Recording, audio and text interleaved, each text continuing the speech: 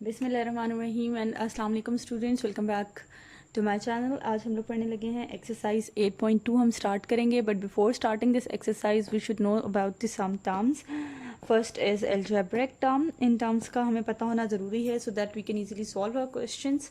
The first one is algebraic terms. Algebraic terms कौन सी होती हैं कि इस तरह आपके पास अगर कोई भी स्टेटमेंट लिखी है 2x + y, तो इसको आप इनमें प्लस माइनस के साइन को निकालने के बाद बाकी की जो चीज़ें बचती हैं those are called as algebraic terms, like 2x and y are algebraic terms. तो आपके पास जब भी कोई ऐसी स्टेटमेंट सेंटेंस होगा, कोई ऐसे आपके पास लिखा हुआ हो, like for example 3x + 2y + 4z, तो आपके पास ये तमाम आपस में से अगर लेट सपोज हम माइनस साइन भी कर लेते हैं, तो आपके पास यहाँ पर प्लस एंड माइनस के साइन को हटा दें तो बाकी सारी आपके पास क्या चीज़ें बन जाएंगी, अलजेब्रिक टर्म्स। यहाँ पे मैं कॉमर्स लगा के इनको सेपरेट कर रही हूँ, तो these are algebraic terms. Now moving towards the next thing कि आपको पता होना चाहिए कि इन अलजेब्रिक टर्म्स के साथ जो चीज़ें यहाँ पर हैं वो क्या हैं। 2 is called as coefficient. X y z basically use होते हैं फॉर वेरिएबल्स जो अननोन होते हैं और we have to find their values. 5 is constant here because 5 के साथ ना कोई वेरिएबल है जो इसकी वैल्यू चेंज कर सके, और 5 एक अकेली कांस्टेंट टर्म है। यहाँ पर आप 2 को कांस्टेंट नहीं कह सकते क्योंकि 2 is multiplying with x and x की कोई भी वैल्यू हो सकती है। जब वो वैल्यू 2 के साथ मल्टीप्लाई होगी तो वो 2 को चेंज कर देगी, it will not remain constant. So 2 is called as coefficient. Variable के साथ जो भी चीज़ पहले स्टार्ट पे लिखी हुई होती है उसको हम कहते हैं coefficient. The unknown is called variable and this single term is called as the constant. Constant आपके पास कुछ भी हो सकता है, 2, 3, 5, 8, 10, काउंटिंग का कुछ भी, वट एवर, लेकिन इसके साथ कोई वेरिएबल इन्वॉल्व नहीं होगा। नेक्स्ट इज़ इंडेक्स और एक्सपोनेंशियल फॉर्म। इंडेक्स और एक्सपोनेंशियल फॉर्म में आप क्या करते हैं कि एक्सपोनेंट की फॉर्म में लिखते हैं। 4 के ऊपर ये जो पावर लिखी हुई है इसको हम एक्सपोनेंट बोलते हैं। आपके पास देखें 4 3 टाइम्स मल्टीप्लाई हो रहा है, तो इंस्टेड ऑफ राइटिंग 4 3 टाइम्स कि हम 4 को 3 टाइम्स लिखें, what will do, we will write 4 की पावर 3। अगर 4 5 टाइम्स लिखा हो तो हम लिखेंगे 4 की पावर 5। तो this form is called as basically the index form. Then moving towards the like and unlike terms, here a plus 2a, both of these terms has a. दोनों terms के पास क्या है, a है. So what we will do, we will add them. Here we have 1 जिसके साथ जिस variable के साथ कुछ नहीं होता वहाँ पर हम कहते हैं 1 है, तो 2 and 1 they will both add up and they will give us 3. तो we will write it like 3a. So these are called like terms. Variables same हों तो वो टर्म्स लाइक टर्म्स कहलाती हैं। अगर वेरिएबल्स डिफरेंट हों तो those terms are called unlike term, और आप इन दोनों को ऐड नहीं कर सकते 5 and 2 को यहाँ पर। So this was all about the basics of the algebra and basic terms which we will use in this exercise. So now let's move towards the exercise. Okay, let's start from the question number 1, and the question is, write the following expressions into algebraic expressions. We have to turn these expressions and these sentences into algebraic expressions. How we can do this?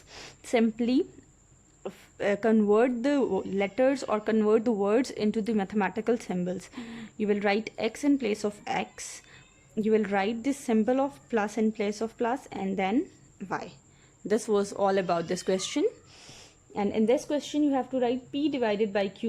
You can write p divided, write the symbol of division and then q, or you can write it like p by q. Now moving towards the next part. Okay ji, next part is sum of 3x and 2y. You have to write 3x. Basically we want to do sum, means आपने plus करना है 3x and 2y को, so just simply we will plus it like this. As these are not like terms, so we cannot add them further. Here the sum of p and q divided by r. Sum of p and q. Focus on the first part of the sentence that you have sum of p and q. Both are unlike terms, so we cannot add them. P and q divided by r. The question is sum of p and q divided by r. So now what you have to do, you will add p and q and then divide this by r. So this is your answer. Okay, now last part which I'm going to do for you from this question is half of L multiplied by the difference of, this is part number 9, half of L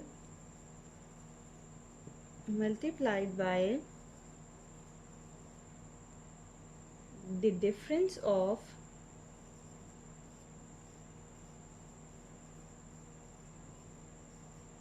n and m. Then in bracket it is written that m is less than n. m is less than n means n is greater 1. So what you will do, half of L, just focus on this, half of L means you will divide L by 2. You will do the half L by 2 multiplied by the difference of n and m. Multiply this term with the difference of m and m is lesser than n is greater than m, यानी n जो है वो बड़ा है तो हमेशा बड़े में से आप छोटे को माइनस करते हो. Now this was your question. So simple. Now move toward the question number 2. Okay, this is your question number 2. In this question we have to write the coefficient, base and the exponent. हमने इनमें से terms में से निकाल के लिखने हैं. I have a little space, that's why I'm just using the symbol C for coefficient, B for base and E for exponent. Part number 1 is 5x. मैंने आपको बताया था जो भी unknown के साथ जो पहले टर्म लिखी हुई होती है उसको हम coefficient कहते हैं. 5 is the coefficient. आपका जो वेरिएबल होता है उसको आप बेस कहते हैं. x is the वेरिएबल और जिसके ऊपर कोई पावर नहीं है. पावर्स हमेशा आपने वेरिएबल के ऊपर देखनी है. वेरिएबल के ऊपर कोई पावर नहीं है तो we will assume that the power is 1. इस केस में देखें -6 is the coefficient, k is the base and power क्या है 5. Moving towards the next part, coefficient is 1 by 3, base is y and power ऊपर क्या दी हुई है -2. So this was your question number 2. Now we will start question number 3. In question number 3 you have to write in the exponential form. आपको exponential form में लिखना है. Here you have 3 a's and all the 3 a's are multiplying with each other. जब आपके पास same number multiply हो रहा हो तो आप इसको लिखते हो a की पावर 3 लिख देंगे क्योंकि 3 दफ़ा a यूज़ हुआ है. नेक्स्ट पार्ट देखते हैं. This one is different. We have x y multiply by x y, यानी आपके पास एक्स वाई मल्टीप्लाई होना इज़ मस्ट. अगर प्लस माइनस होगा तो you can not add the powers like this. X y and x y, x कितने हैं 2x multiply होंगे तो आपको क्या देंगे एक्स स्क्वेयर, और 2y मल्टीप्लाई होंगे तो आपको क्या देंगे y square. We have 2 y's and 2x, तो हमने ऐसे लिख दिया.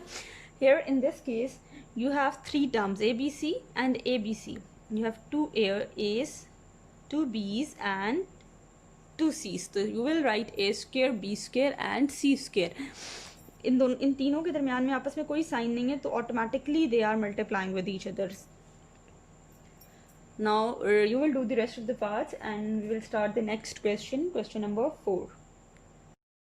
This question is also very simple. In this question you have to separate the terms of algebraic expression. In the start of video I have told you कि जब आपने terms को अलग करना है तो simply प्लस और माइनस वाली जगह पे आपने क्या करना है कॉमर्स डाल देने. लेकिन माइनस टर्म को आपने स्किप नहीं करना. माइनस को देखें जैसे L comma this is -2m, minus ख़त्म नहीं होगा. प्लस आप इसलिए नहीं लिखते क्योंकि जिस टर्म के साथ कुछ नहीं होता आप कहते हो प्लस है, बट माइनस को यू हैव टू मेंशन. यहाँ पर आप +4n नहीं लिखेंगे, आप सिर्फ 4n लिखेंगे क्योंकि ऑटोमेटिकली जिस टर्म के साथ कोई साइन नहीं होता उसके साथ प्लस साइन होता है. तो ये आपने सिंपली टर्म्स अलग कर ली. Similarly in this case we will do 2lm comma -3mn comma -4nl. Minus sign को you have to mention but plus sign को मेंशन करना इतना ज़रूरी नहीं है. In this case you will write 2/5xy, इसकी जगह पे कॉमा आ जाएगा. 1/3yz, इसकी जगह पे भी कॉमा आ जाएगा. 3/5xz. ये आपकी अलजेब्रिक टर्म्स अलग हो गई हैं. ओके जी, now the last question of the exercise, write the algebraic terms by adding them. You have to add these terms. पहले आपके पास पूरी एक्सप्रेशन थी, उसमें से आपने टर्म्स अलग की थी. अब आपको डिफरेंट टर्म्स दी हुई हैं. Now you have to make the algebraic expressions from them. Expression बनाना है जब कोई सिंबल नहीं होता, किसी भी वेरिएबल के साथ अल्फ़ाबेट के साथ कोई सिंबल यूज़ ना हो रहा हो तो यू विल कंसिडर कि इनके साथ पॉजिटिव साइन है, और जब माइनस साइन दिया होगा तो आपने माइनस को कंसिडर करना है. Here there is no sign with a and b, so you will simply write a + b. Comma की जगह पे प्लस आ जाएगा। यहाँ पर L प्लस M, इस कॉमे की जगह पे आप प्लस नहीं लिख सकते क्योंकि इसके साथ माइनस साइन है, तो you will right minus n। Similarly L by M, देखें माइनस भी है कॉमा भी है, कॉमा की जगह पे आपने माइनस साइन लिखना है और यहाँ पे भी कॉमा की जगह आप क्या यूज़ करोगे, माइनस साइन। अगर माइनस साइन ना होता तो आप सिंपल प्लस यूज़ कर लेते। इस तरीके से आपने सिंपली टर्म्स को एक्सप्रेशन में कन्वर्ट कर दिया है। और रेसिप्रोकल है ये इस क्वेश्चन नंबर 4 का। Now exercise is completed, do rest of the parts by yourself and if any question then you can ask me simply by messaging on the WhatsApp.